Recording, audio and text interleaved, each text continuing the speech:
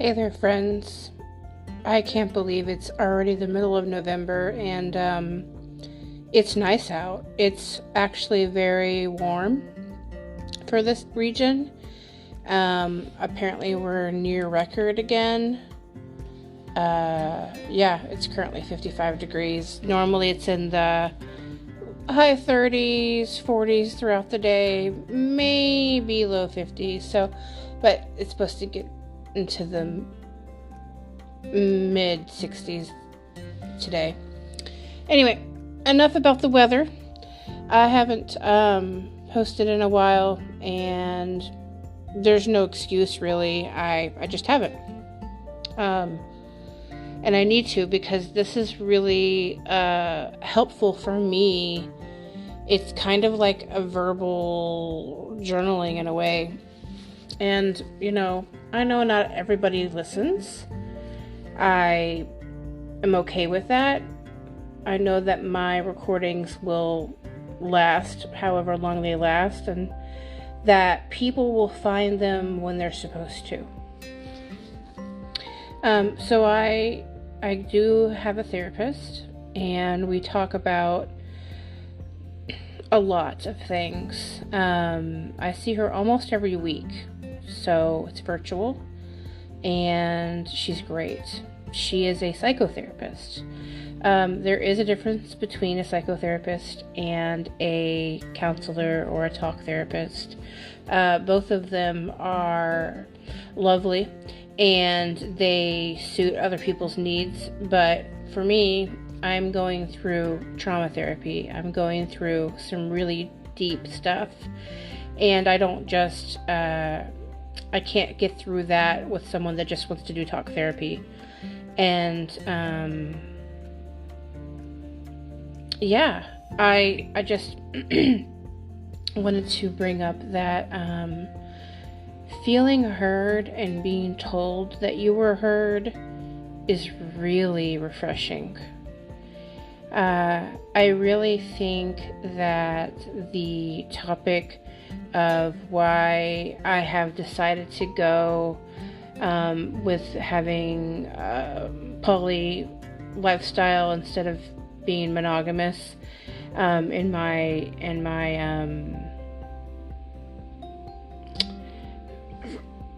more than friends relationships, it really suits me right now. Well, when people think of like polyamorous or polyamory or whatever, they always just think sex. And in some aspects that could be true, but in other aspects it's not. Intimacy does not necessarily mean that you have to have actual sex. You can develop relationships with people that are more than friendships. There are intimate moments, but intimacy does not mean sex. And I just want you to sit there for a minute and realize that, if you didn't realize that before, because I did. I realized that just maybe this year or last year, I can't put a certain date on it, I really lacked providing and allowing and accepting intimacy into my life. And I'm not going to sit there and dwell that I sold myself short on that. It's just another life lesson. And so, anyway, I realized that for me, and this is just my opinion, there is not one soul in this lifetime that can complete me or fill my cup or just be exactly what I want. That's not realistic. I do that. I have to figure out how to do that for myself. But some people say, well, why can't you just have one person that's like your main person and then just have friends? Why can't you go and explore and have fun with these people and it never get to like intimacy or possibly physical sex? And they're correct. But what I seek in people, specific people, because I do like having friends too that are strictly friends. But what I've been lacking and what I seek and what I am working on right now in my life is getting to know people. And when I find that there is an energetic connection or a intimate connection, I get excited because I've lacked that for so long. And it wasn't that the people in my past were not providing that. I just didn't know how to accept it or recognize it, for that matter. So anyway, there was a woman. She's still in my life, but at a smaller capacity, who, let's say, she really reminded me of a version of myself that I'm no longer. She is lacking things in her life that I used to lack. And I'm able to provide those things for myself now, but she hasn't got there yet. And so she's like kind of possessive towards me, kind of claims me in a way, very smothery, stifling. And she's not doing it like on purpose, I don't think. She's just doing it because that's who she is. But she was overwhelming me. And not only that, she was overwhelming me like through a text. Now that's me allowing that to happen, right? But it's energy, and I could feel it. And I felt it when I would be around her too. And I was avoiding her on purpose. And I was trying to get her to be like, understand that I didn't want to have the relationship that I think she felt she wanted with me. And yesterday, I just knew I had to reach out to her and be like, hey, this is what's going on, and I can't continue the relationship at the capacity that you want it to be. And I'm sorry that it took so long to tell you this, but apparently I wasn't ready until today. But I value you. I care for you. I just can't be who you want me to be, because you've made it abundantly clear of what you want me to be, what your intentions are, and I can't meet those expectations. And she did go through the, are you mad at me? Do you not like me? You know, all of those things, which I used to do. Nobody wants to be rejected, and I absolutely don't want to reject people. But at the same time, I have to recognize what's important in my life and what I want to put my energy towards. And I was telling a friend of mine about this, and he said, you did something hard today based on self-reflection and awareness, and not allowing an unfulfilling relationship to take any amount of time or emotional energy. And I said, thank you for recognizing that. And it really made me realize I've never really received that type of feedback before, other than maybe from a therapist. I really liked that I was recognized for doing something difficult. And he followed with, you need to make the time in your life for whatever you want the most. And I said, I also need to be honest with myself and others. We all do. Not everyone will be at my level, and that's okay. And he goes, you also need to give yourself a lot more credit than you do. Life really is time and energy management, isn't it? And I agree. And it's not always a sexy thing. You have to put yourself first in some aspects. It's very difficult for me to do that. I believe my move, leaving, my ex, who is still my friend, we still talk, through text and phone, occasionally, but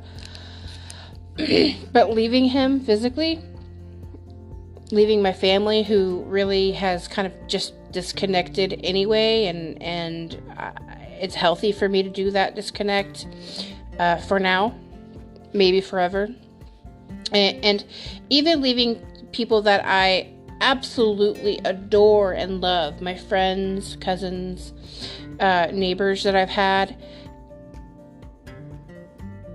I purposely set myself up for getting outside my comfort zone, because it never was comfortable. It's just what I knew, and challenging myself and being honest and saying what the truth is and being as transparent as possible, all the while not being a complete bitch, because that was one of my challenges. For years, I would be like, man, I could be so freaking nice and loving and caring and providing a safe space for people.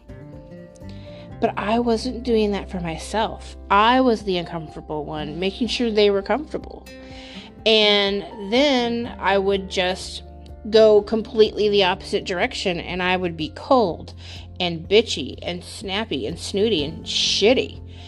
And it was like, why can't there be a medium there? Why can't I be able to tell these people in a good way that they are not allowed? I'm not going to give myself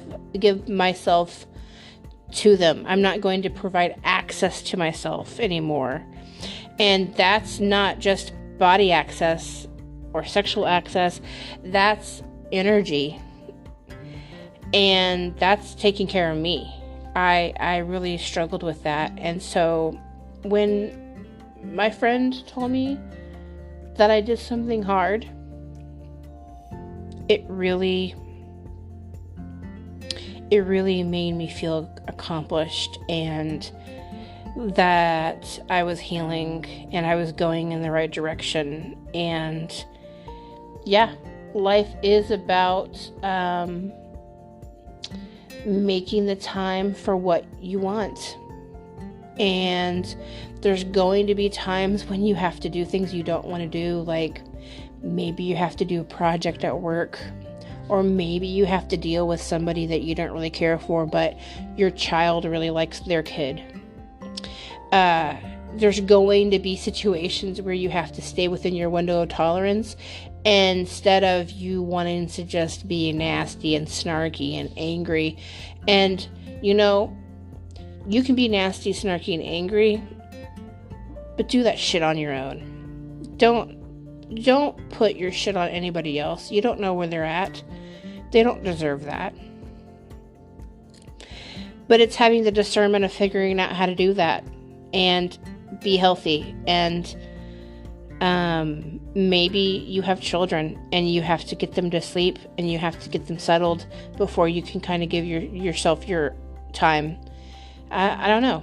I don't have kids. I'm okay with that decision. But I know people that do, and I've been around them, and I've helped raise them, and I appreciate parenting, healthy parenting, or parenting doing the best they can, but not doing horrible things, like yelling all the time, or hitting, or mind manipulations, saying that you can have something and then finding a reason why they can't have it. Anyway, I just want people to start realizing that you can end relationships, or you can shorten relationships, or you could have those relationships where you can maybe see them in a neutral location once a month for lunch or for coffee. And that's the only way that you maintain it. You don't go on trips with them. You don't invite them over, unless there's other people around maybe. And that's kind of where I'm at with this friend. She's a lovely person. She has a lot of good in her, but she's going through some struggles in her life that I cannot fix and I cannot help. All I can do is say, hey, I'm available for a text once in a while, and maybe I'll have lunch with you once a month, but I can't maintain the relationship that you're wanting. And if she does keep pushing, which she hasn't, she seemed to be pretty good with what I told her, and the reassurance that I gave her that I did not hate her, and I did not, I understand where she's coming from. I understand the worry about the rejection. Not everybody does.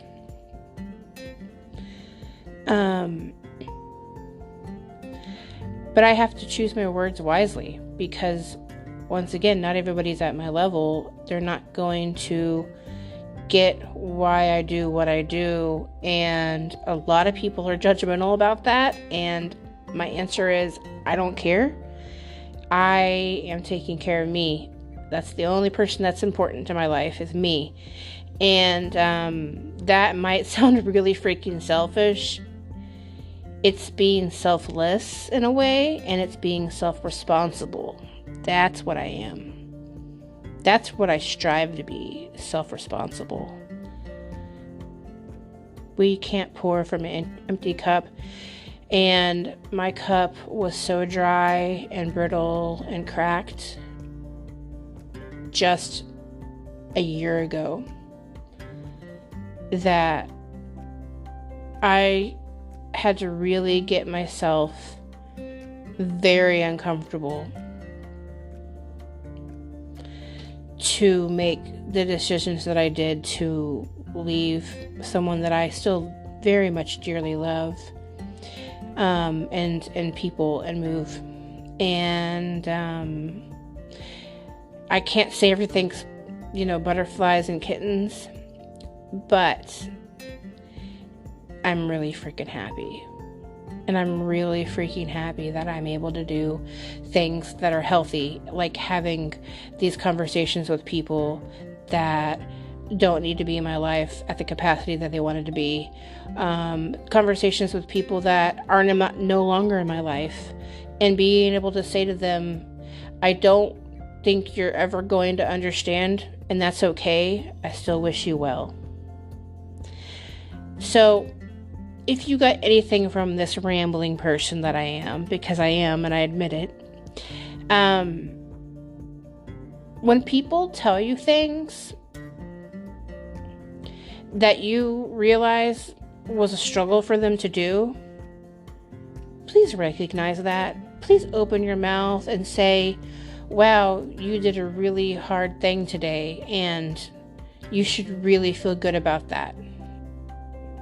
Wow, you really were able to approach this in a healthy, mature way, and I appreciate you. Whatever you want to say it with love. Say it with, genuine love and caring and respect. That's all I got for today. I hope everyone is doing well, and if you're not, I hope that you work on that, and I request the most benevolent of outcomes for all of us. Until next time, I will talk later. Bye.